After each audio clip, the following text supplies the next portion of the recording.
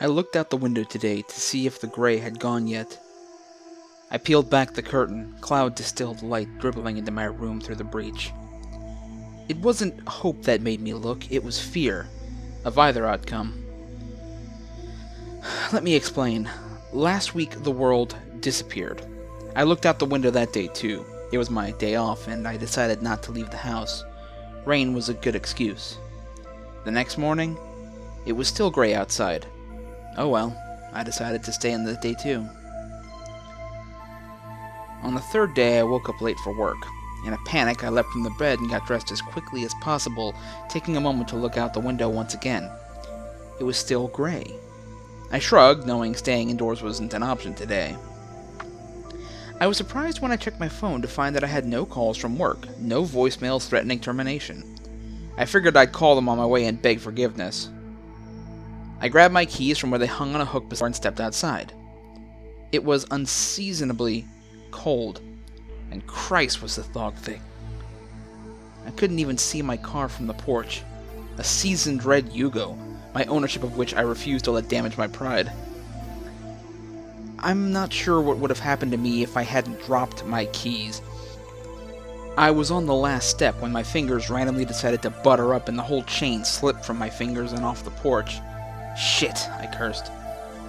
I waited for the clink of their impact on the concrete walkway, and when I didn't hear it, I squatted down and felt around for them. My hand disappeared into the fog below the step, questing fingers feeling neither ground nor keys. I pulled back in shock. What the fuck? I whispered into nothing. I turned around and went back inside. I tried calling work. I was joyously surprised when the call connected. I listened, waiting for Brittany's peppy cheerleader voice to answer the phone with an enthusiastic "Barney's Bastards Pub and Grill." What I heard instead was a steady whoosh and hiss, as though someone had left the needle on a dead record and were holding the receiver up to the speaker. "Hello?" I said. "Hello?" my own voice echoed back at me. I hung the fuck up, and then I locked the door. On the fourth day, I looked out the window once more. This time the fog was lighter, as though the sun were finally beginning to burn it away. But as the day wore on, the fog grew thicker and darker, becoming almost the color of smoke. Late in the afternoon, sometime before nightfall on that same day, I heard a slow tapping at the front door. It didn't sound like knocking, like a fist against wood. It was softer, like rain dripping on plastic. I opened the door into the swirling gray emptiness. I looked down to find that I couldn't see the porch anymore.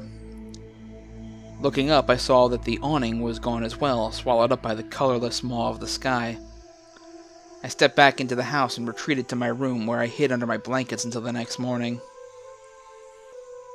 I looked out the window today, the fifth day, to see if the gray had gone yet. I peeled back the curtain, cloud-distilled light dribbling into my room through the breach. It wasn't hope that made me look, it was fear of either outcome. Because the gray is still there, which means that I'm either crazy or I'm not. Neither answer is the slightest bit appealing. One last thing. When I opened my bedroom door to go to the kitchen, all I saw was the fog, and within it, hints of shadows that moved. I don't know what's gonna happen tomorrow. Oh well.